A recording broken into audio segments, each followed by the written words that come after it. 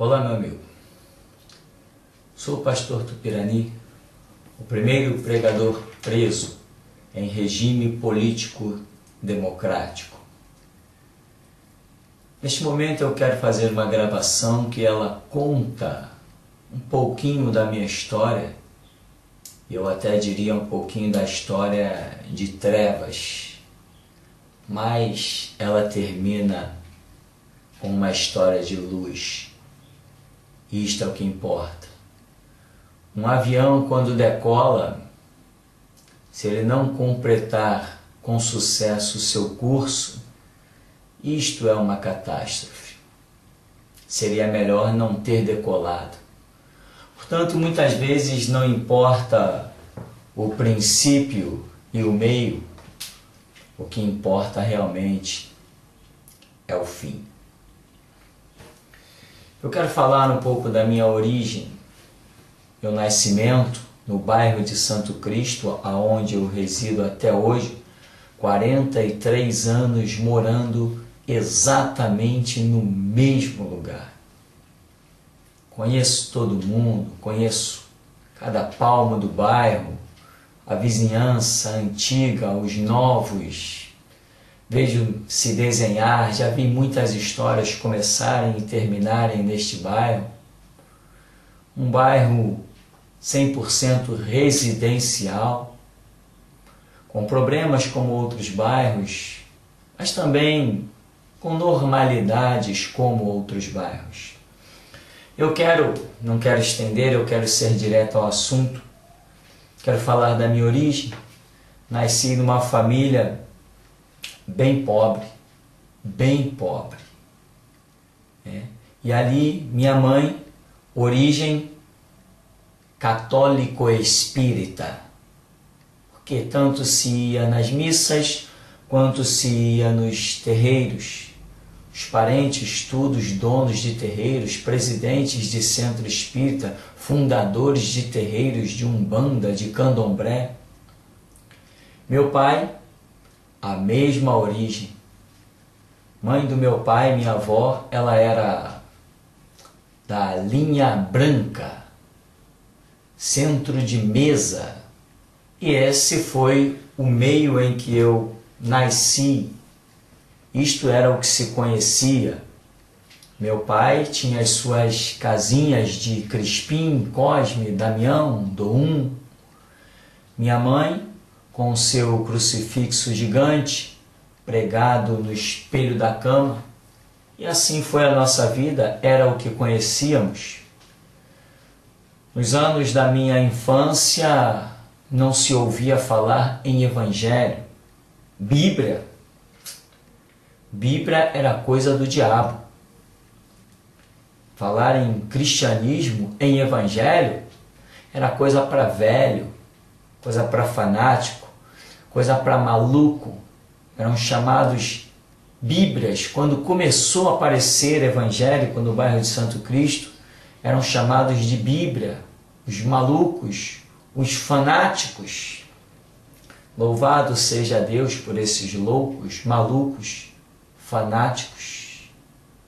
Graças a eles, o mundo teve novas oportunidades. Então eu nasci nesse meio, envolvido com todas essas coisas. A minha história era meia-noite, 2, 3 da manhã, 4, nos terreiros de Umbanda, Quimbanda. E ali aquelas consultas, fumaça de charuto, o passe, presente para um espírito, presente para outro espírito, uma garrafa de cachaça, um cachimbo, um charuto. Hoje eu sirvo a um Deus que não bebe cachaça, não fuma charuto, nem tem boca torta por causa de cachimbo. E assim então, nesse meio em que eu nasci, eu só poderia ter parado exatamente lá dentro, dos terreiros.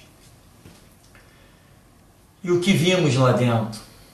Vimos muitas coisas, muitas histórias impressionantes, muitas coisas fantásticas, em que as pessoas ficavam presas. Tinha o espírito dos índios que iam se manifestar. E esses espíritos dos índios, quando o cidadão incorporava e perdia a sua memória, acontece isso, a pessoa incorporada perde a sua memória, isso é grave. Nós temos testemunhos de pessoas dizendo por aí, olha, eu não matei. E todo mundo acusando o cidadão, dizendo que ele matou. Não é? Nós vemos casos e mais casos aí. Mas o que acontece? Uma pessoa incorporada nestas religiões perde a memória. Então, quando a pessoa ia começar as suas sessões, as suas consultas, assoviava e sabe-se lá de onde, surgia uma cobra e enrolava no corpo da pessoa e ela ali vivia, passava toda a noite dando consulta com aquela cobra enrolada. Quando terminava a sessão, a cobra se desenrolava, ia embora para os telhados, sumia, ninguém mais via, até a próxima sessão. Casos semelhantes a pessoas que iam dar consultas, pegavam um punhal, atravessava de ponta a ponta no braço, dava consulta a noite inteira. Quando pela madrugada terminava-se a consulta, arrancava o punhal do braço e não tinha absolutamente nada, nenhuma marca, nenhuma gota de sangue. E isto nos impressiona. Quem vê uma cena dessa pode até dizer, isto é de Deus. Só que a Escritura, a Bíblia, diz que o diabo fará neste mundo sinais, prodígios e maravilhas que, se possível fora, enganaria até os escolhidos. Muitas coisas vimos ali. Era um ambiente pesado. Às vezes, meia-noite, tinha que todo mundo se recolher nos cantos dos terreiros. E eu, criança, adolescente, perguntava, mãe, o que é? E ela dizia, é o povo da rua que vai entrar. Tinha que tirar todo mundo do caminho, principalmente criança, porque dizia-se que eles odiavam criança. Isso me recorda uma passagem bíblica que Jesus disse, deixai vir a mim as criancinhas, porque dos tais é o reino dos céus, e os seus anjos, dia a dia, contemplam a face de meu Pai que está no céu. Mas no terreiro, não. Quando o povo da rua se manifestava, tinha-se que cobrir as imagens, as estátuas, que são muitas, e tinha-se que retirar tudo que era criança e todo mundo sair do caminho.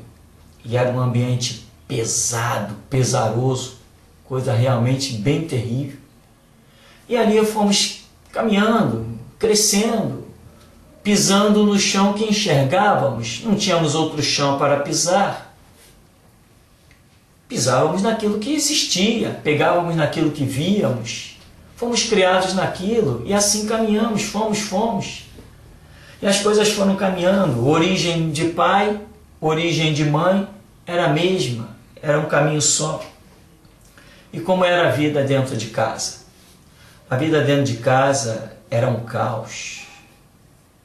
Normalmente, quando nós chegávamos dos terreiros, mal chegávamos dos terreiros, era um quebra-quebra fora do comum. Era copo voando, era prato voando. Era um caos. Era uma verdadeira desgraça. E nós, pai e mãe, eu com mais 2 irmãos, contemplávamos aquele mar de guerra, aquela coisa fora do comum. Era só chegar dos terreiros, quando botava o pé dentro de casa, já era uma coisa. E muitas vezes, sempre, minha mãe, claro, ia bem intencionada, e questionava muitas vezes essas situações, mas não tinha outro lugar para ir. Queríamos buscar Deus, queríamos buscar solução. Era muita pobreza dentro de casa. Nos alegrávamos muito quando, sem saber de onde, chegava uma bolsa de roupa em que nós podíamos aproveitar alguma coisa, algum calçado, algum tênis, mesmo furado para nós era muito lucro. Muitas vezes eu fiquei sem sair na rua, não podia sair na rua, porque eu não tinha uma roupa para vestir. Às vezes tinha um short, saía sem camisa. Muita gente dizia, tá com frio não? Tempo chuvoso e outras coisas mais. Eu dizia, não tinha o que vestir. E às vezes não tinha nem camisa e nem short. Então não tinha como sair de casa mesmo. Na escola, muitas vezes, sapato era furado. A minha roupa era diferente da dos outros colegas, porque eu não tinha roupa que combinasse com o uniforme. Então, a vida era assim, um caos, muita briga, muita intriga. Minha mãe só ia no terreiro, muitas vezes, era para pedir. Chamava a tranca-rua de meu pai e pedia para ele conseguir um emprego para o meu pai. A situação era muito difícil. 3, 4, 5 anos desempregado. Era um caos. Muitas vezes, para matar a fome, foi na casa de um vizinho, na casa de um parente. 3 irmãos, cada um ia para uma casa. Meu pai e minha mãe ficavam dentro de casa, sofrendo a fome. Muitas vezes eu, adolescente, esperava, sentia fome, via dar meio-dia, mas sabia, embora adolescente, criança, percebia a situação da casa, o clima da casa, e aí via que a mesa não era posta, ficava na minha, ia falar o quê? Não ousava nem chegar perto da minha mãe e dizer, mãe, quero comer, porque eu já entendia que tinha alguma coisa errada, já estava acostumado com a rotina da casa. Isso me lembra, inclusive, um dos meus filhos, que muitas vezes, quando eu digo, come aí, ele diz assim, você não quer, pai? Não quer mesmo? Ou seja, ele se preocupa em que eu me alimente, em que eu coma. Eu digo, não, papai não quer não, pode comer. E ele vai e come, mas pergunta muito primeiro, tem certeza, pai, não quer não? E assim também esse mesmo sentimento eu já tive. Quando eu dizia, mãe, não vai comer não? E na verdade a minha mãe estava esperando que sobrasse nos nossos pratos para ela poder juntar alguma coisa e poder comer. Minha mãe chegou ao ponto de ficar 1 semana, 7 dias, se alimentando de café e cigarro. Isto era a vida do tempo do espiritismo e do tempo do catolicismo. E assim fomos nos criando, fomos vendo as coisas nesse prisma, nesse caos. Solução, vai para onde?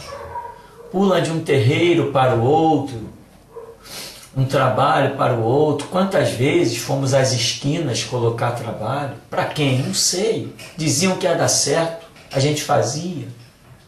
Trabalhinho simples.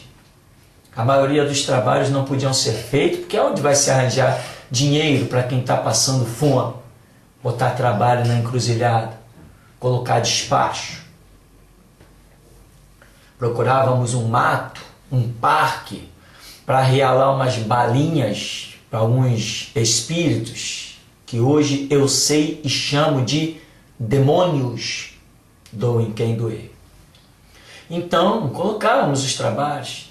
Muitas vezes, minha mãe pedia até dinheiro emprestado, porque acreditava que aquele trabalho, aquele despacho, ia trazer alguma solução. E muitas vezes eu via ser oferecido aos espíritos, aos demônios, aquilo que eu e meus irmãos nunca nem comemos, nem conhecemos o sabor, nem o cheiro.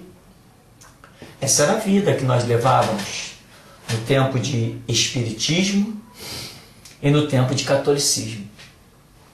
E assim fomos caminhando, né? Dentro dos terreiros nós vimos muitas coisas. Certa vez uma senhora chegou e disse assim para o tranca-rua: ô meu pai, não dá para fazer com que o meu marido pare de beber, não? Ele bota o dinheiro todo na bebida e os filhos estão passando necessidade, o aluguel está atrasado, não tem nada dentro de casa, a geladeira está vazia. E o tranca-rua disse assim: não, parar de beber não, porque quando ele bebe, eu bebo junto com ele. Esse mesmo tranca-rua, uma vez dentro do terreiro, uma mãe com uma criança pequena engatinhando se distraiu.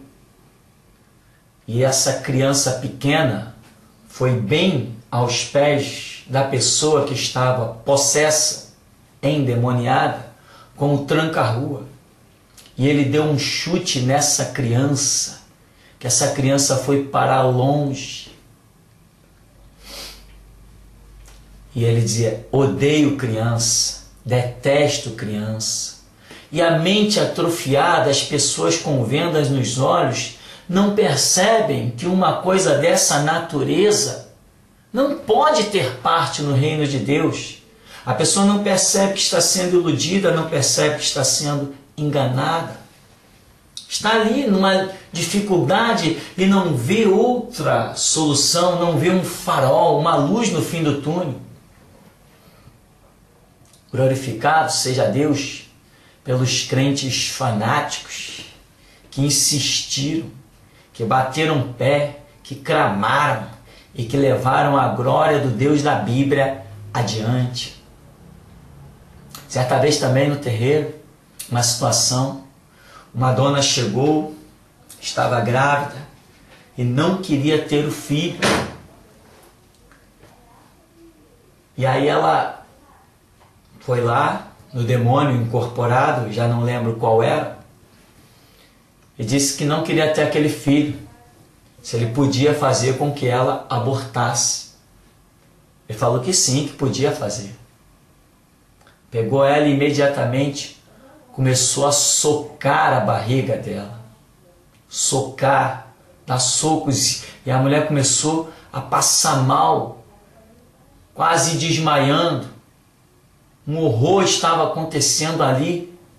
E de repente alguém que está observando aquelas coisas diz assim: meu Deus, vai matar a mulher. Ele imediatamente virou e falou assim: não chama o nome desse homem aqui não. Então, meu querido, essa foi a minha vida. Essa vida não. Essa não foi a minha vida. Essa foi a minha morte. Vida eu tenho agora, em Cristo Jesus. Que a Bíblia diz: se pois o Filho vos libertar, verdadeiramente sereis livres. A Escritura diz que Jesus Cristo nos vivificou, estando nós mortos dos nossos delitos e pecados. Essas são algumas das poucas experiências que nós temos do tempo de catolicismo e espiritismo. Brigas, mesa vazia, casa dos outros, roupa dos outros, e assim foi. Eu ainda quero dizer para você um pouquinho da história da luz, que quando o Evangelho começou a bater a nossa porta, com muito preconceito que existia na época, o Evangelho foi a religião, sempre foi, mais discriminada do mundo. Você vê que até hoje a China, a Coreia do Norte e a Rússia lavam o seu solo com o sangue de cristãos. Mas se o sangue derramado nas arenas, no Coliseu de Roma, clama até hoje, se o sangue de Abel clama até hoje, dia a dia o clamor precisa ser regado com sangue. E o sangue de inocentes sempre é muito útil ao Evangelho de Jesus Cristo. Então, mais ou menos quando eu tinha uns 18 anos, a minha mãe começou a caminhar para esse lado, começou a buscar em outras coisas, começou a ouvir programas no rádio, televisão nem pensar, mas no rádio tinha programas sim, e ela começou a ouvir, começou a procurar, buscar, viu muito lugar falso, viu muito lugar de engano, usando o nome de Cristo para justificar a própria condenação ao inferno, encontrou muito mercenário, como está aí cheio até hoje. E assim, ela começou a buscar, bater em muitas portas, e começou a ter uma fé diferente, começou a achar algumas respostas, e as coisas começaram a mudar, começou a melhorar um pouquinho, a própria situação financeira, a paz realmente começou a entrar pela porta da nossa casa. E aí então, com mais ou menos 22 anos de idade, eu mesmo conheci um pouco mais de perto a ideologia de Jesus Cristo, que se chama Evangelho, caminho, verdade e vida. E mais ou menos aos 22 anos, eu conheci essa glória chamada Jesus Cristo, o Todo-Poderoso. E a história da nossa vida realmente começou a mudar muito. Não é que não tenham havido provas, porque o reino de Deus não é para qualquer um. É para gente valente, gente determinada, de postura, gente que conhece a verdade e paga o preço da verdade. Tem que ter postura, tem que ser firme e constante, tem que conhecer a vereda da justiça e tem que pagar o preço de andar nela. Então, conhecemos o Evangelho, fomos provados como todo mundo o é. Evangelho não é para qualquer um. Reino de Deus não é para vagabundo. Reino de Deus não é para preguiçoso. Reino de Deus não é para relaxado. Reino de Deus é para gente de muito valor, com postura, com dignidade, que assuma compromisso, que pague o preço da verdade. A verdade tem um preço. Ou será que Cristo crucificado já não é o bastante para confirmar isso? Então, caminhamos, e hoje, eu que morei no tempo que era espírita e católico, morei em quarto, sala, banheiro e cozinha. Eu e mais 2 irmãos dormíamos amontoados dentro de uma salinha, onde não tinha um ventilador. No calor, nos encharcávamos de suor, sem condições de dormir. No frio, parecia que estávamos dentro de um frigorífico, um lar completamente impróprio para se viver. E assim nós fomos criados ali. Hoje, se eu quiser dormir com ar-condicionado, eu durmo. Hoje a minha casa tem mais ou menos 150 metros quadrados. E aqui eu tenho todo conforto, trabalho, tenho estúdio, tenho vários lugares onde posso fazer estas filmagens. Tenho uma maquinazinha me filmando que custa R$ 2.500. Tenho 6 computadores. Um deles é um quadricore. Sabe o que é isso? Só um desses computadores custa R$ 3.500. Tudo isso aconteceu porque eu paguei um preço. Deus teve misericórdia, claro, sem isso aí. E nós demos ouvidos à palavra de Deus, crescemos na graça, no conhecimento, e Jesus virou a página da minha história, escreveu uma nova história. E é isso que eu estou querendo encorajar a você nessa hora.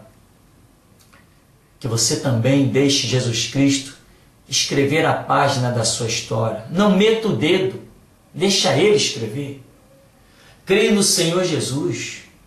Entrega o teu caminho ao Senhor, confia nele e o mais Ele fará. É isso que diz a Bíblia. Entrega sem reserva. Entrega no altar de Deus. Deus, eis-me aqui, aí está a minha vida nas tuas mãos. E não murmura. Deixa Deus quebrar você e fazer de novo. Dói, mas vale a pena. Deixa Deus reescrever a tua história, arrancar a tua página, amassar, jogar no lixo. Então, querido, hoje nós temos coisas que durante muitos anos no Espiritismo e no Catolicismo não conhecemos. Hoje nós temos para ajudar. Hoje nós temos para dar. Hoje eu sustento 3 filhos.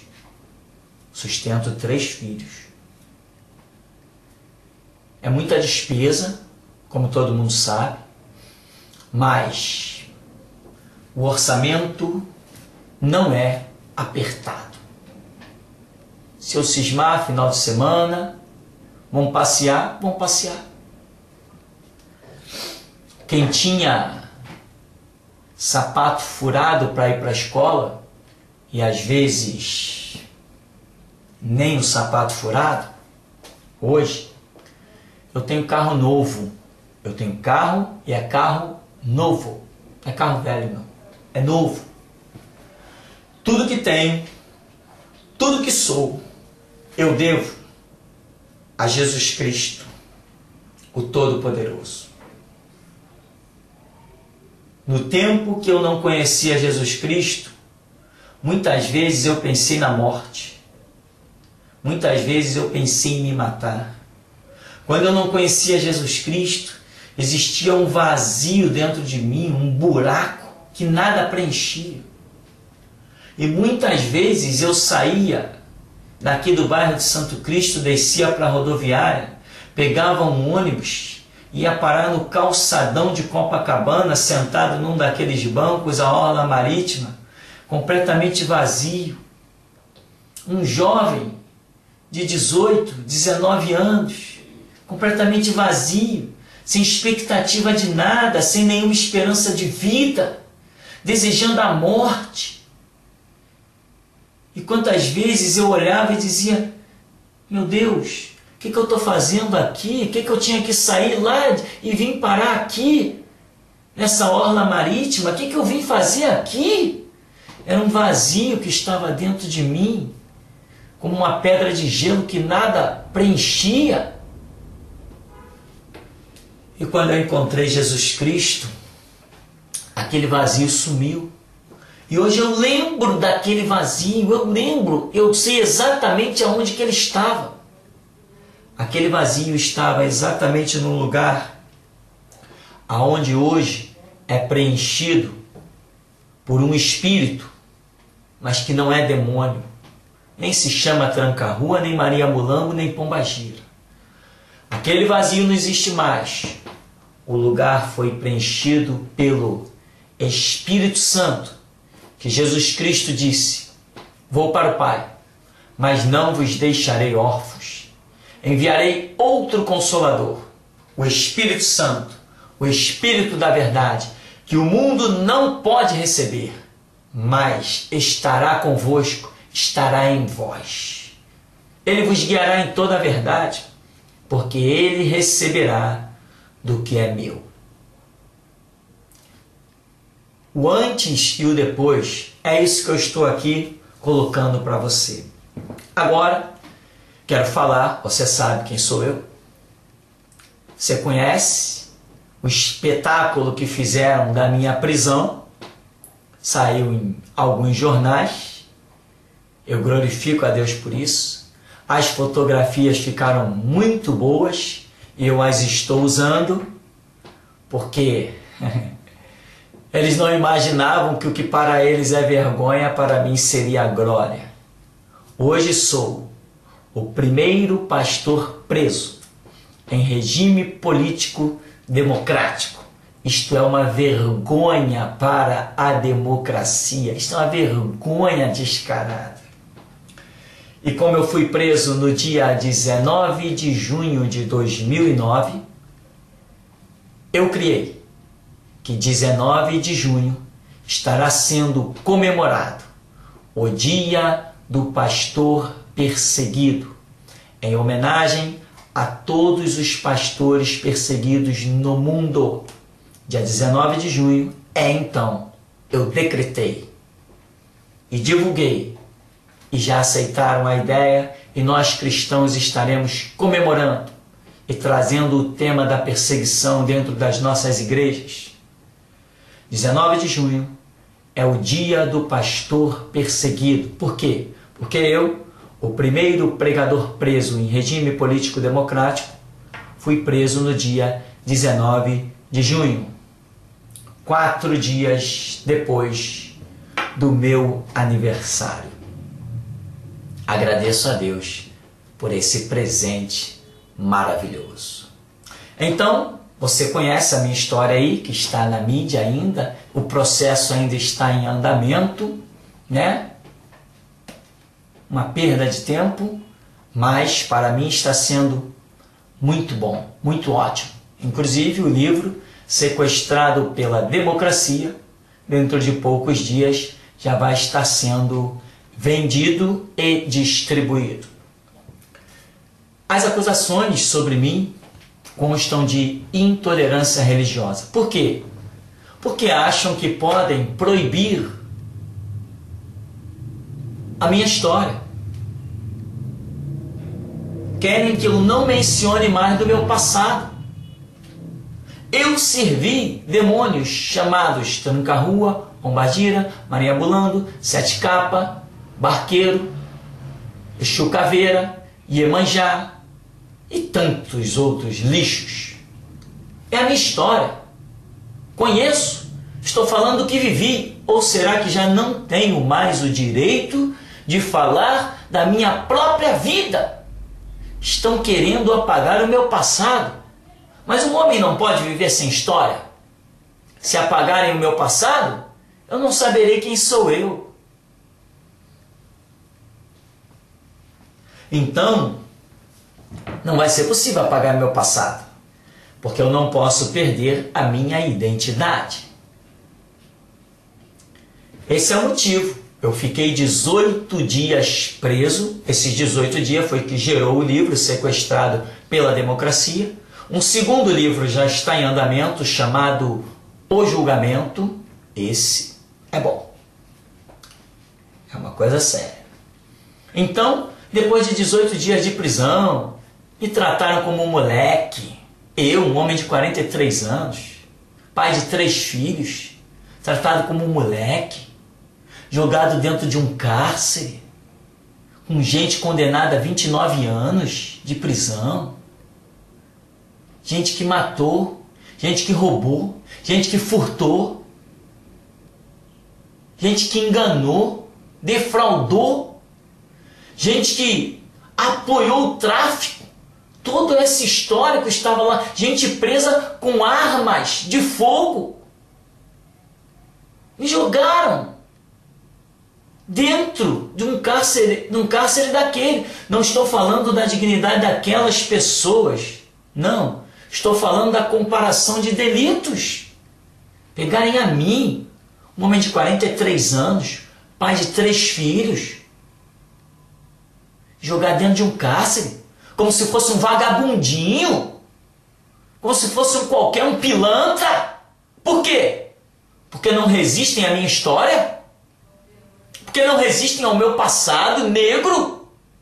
Não admitem que eu fui lixo e hoje sou uma glória?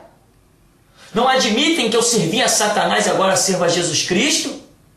E quem foi que pediu a admissão de quem quer que seja? falo o que eu quiser, não devo nada a ninguém. Me joguem no cárcere de novo. Quem sabe não tem outro livro para ser escrito. Eu te garanto, quando o livro sair, ninguém vai gostar. Ninguém vai gostar.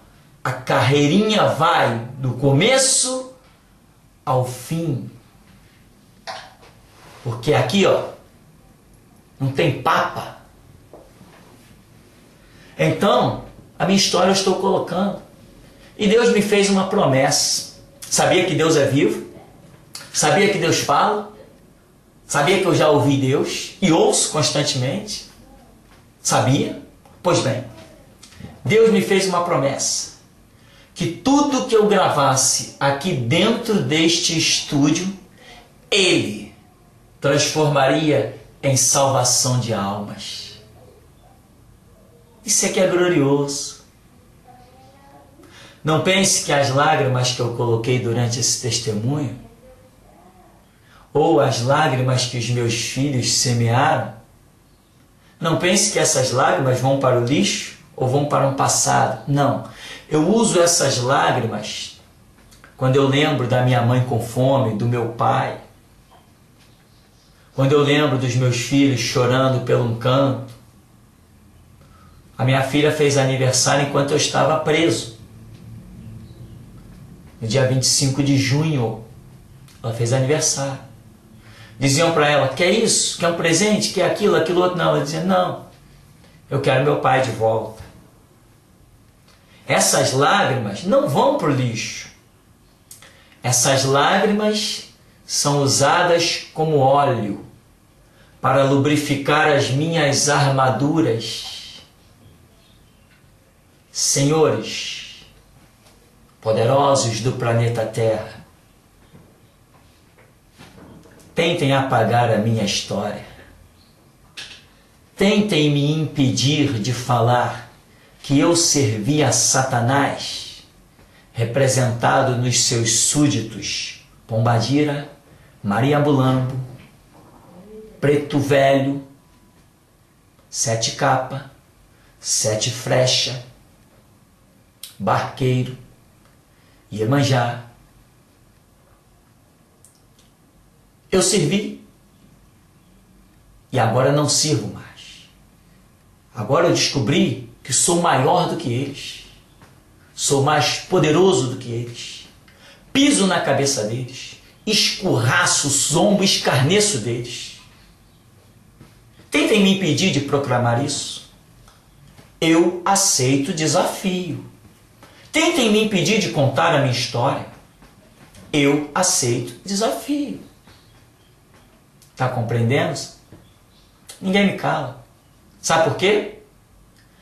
As minhas lágrimas não são só por mim. São pelos que eu sei que ainda estão no mesmo lugar, na mesma situação espiritual que um dia eu estive. Hoje, eu como do que eu quiser. Não existe nada no mercado que eu diga é caro e eu não posso comprar. Porque Jesus Cristo fez isso comigo. O meu carro não é 0 km, porque eu não quero que ele seja. Entendeu? Porque Jesus Cristo mudou a página, mudou a história da minha vida por completo. Eu amei a sua palavra e ele me amou. Porque a Escritura diz, aquele que tem os meus mandamentos e os guarda, esse é o que me ama. O que me ama será amado por meu Pai, eu também o amarei e me manifestarei a ele. Portanto, as minhas lágrimas não são só por mim, pelo passado, por emoção, não é só isso não. No mesmo lugar de onde eu saí, tem outros lá. Nesta hora, já tomei meu café, daqui a pouco vou jantar, deito na minha cama confortável, não sinto frio. Se tiver com frio, levanto, pego um cobertor melhorzinho, acabou. Meus filhos não estão em nenhuma dificuldade, qualquer necessidade deles, eu telefono, logo está chegando a encomenda aí na porta. porque Jesus Cristo fez isso na minha história. Só que eu não estou pensando só nos meus filhos. Eu sei que eu vou dormir sem fome hoje, e meus filhos também. Mas eu também sei que tem crianças que vão, ou melhor, não vão dormir. A fome vai falar mais alto. Eu sei que pais, nesta noite, estarão chorando, desesperados, dizendo: meu Deus, o que eu vou dar para os meus filhos comer? Nessa noite, enquanto eu estiver dormindo, crianças e adultos morrerão de fome. E eu sei que Jesus Cristo é o pão vivo que desceu do céu. Ele é o pão da vida. Ele alimenta, ele sacia. E ele disse: se alguém beber da água que eu lhe der, nunca mais terá sede, porque a água que eu lhe dou se fará nele uma fonte a jorrar para a vida eterna. Podem tentar me deter, podem tentar me parar, mas eu garanto, se tiver um ouvido do meu lado, vai ouvir a minha história. E também eu alerto, não é tão fácil me parar não. Aliás, já deu para notar, né? Já deu para notar que quem anda com Jesus Cristo é a maioria. A Escritura diz: maior é o que está conosco do que o que está no mundo. Há um Deus vivo e eu conheço Ele. Há um diabo também, há Satanás, e eu também o conheço. E você, já conhece as trevas? Experimente agora, venha para Jesus, conheça a luz. João 14,6, o Senhor Jesus, que curou enfermos, ressuscitou os mortos, que pôs o pão na minha mesa, que me deu saúde. Saúde, hein? Não vou entrar no detalhe da saúde, é glorioso, é tremendo. Ele cura mesmo. E como cura? Esse Jesus Todo-Poderoso, que ressuscitou Lázaro depois de 4 dias, com 4 dias, ele declarou em João 14,6, disse Jesus: eu sou o caminho e a verdade e a vida, e ninguém vem ao Pai senão por mim. Você quer chegar ao Pai? Tem que querer. Ninguém quer ser condenado. Ninguém quer ir para o inferno. Todos nós queremos salvação. Só que tem gente que pensa que é salvo, mas não é. Porque salvação só em Jesus Cristo. Quem morreu na cruz por nós? Foi o tranca-rua? Ah, não, foi a pombagira. Foi o preto velho que morreu na cruz por nós. Foi ele que derramou o sangue. Foi o sete capa que usou a coroa de espinho por mim e por você. Quem carregou a cruz na Via Dolorosa, hein? Foi a pombagira? Se você quer seguir alguém, meu amigo, siga alguém que fez alguma coisa por você. Siga Jesus Cristo. Peça que Ele abra a sua mente, o seu entendimento. Pare de ser capacho de espíritozinhos vagabundos por aí. Entendeu? Esse vídeo vai estar na internet, provocando muita gente, claro, provocando muita gente, porque as pessoas acham que eu não tenho direito a contar a minha história. Só que eu não peço a opinião de ninguém. Vou continuar contando a minha história. Vou continuar. Então, querido, talvez para que a sua história mude, precise acontecer com você o que aconteceu comigo. Para que a minha história mudasse, foi necessário mudar primeiro a minha religião. Dizem por aí que todos os caminhos levam a Deus. Só se for o Deus desse século chamado diabo. Porque caminho para Deus eu só conheço um. Jesus Cristo. Só um derramou sangue por nós. Só um despiu-se da sua glória e habitou entre nós. Só um. E ele disse: ninguém conhece o Pai, senão o Filho. E ninguém conhece o Filho, senão o Pai. Ninguém chegará ao Pai, senão apresentado pelo Filho. Esta é a ideologia do Evangelho. A minha história ainda pode ser contada aqui no bairro de Santo Cristo, na mesma rua onde eu moro há 43 anos. E se Deus não me mandar mudar, eu não vou mudar. Ainda tem pessoas idosas que me viram nascer e se criar. E essas pessoas, muitas delas, foram que doaram roupas quando nós éramos crianças, eu e meus irmãos. Essas pessoas que ainda vivem idosas, doaram roupas para que nós pudéssemos, num dia de chuva, ter como ir para a escola. Numa época de frio, ter como se agasalhar. Essas pessoas ainda vivem. E elas podem contar a história do nosso passado e do nosso presente. Só mais um detalhe para completar para você. Quando eu ia para a escola, eu e meus irmãos, nossa dificuldade de aprendizado era muito grande. E os professores diziam: não consegue entender, não consegue compreender. Achavam que nós éramos alunos inferiores. Mas não é a verdade.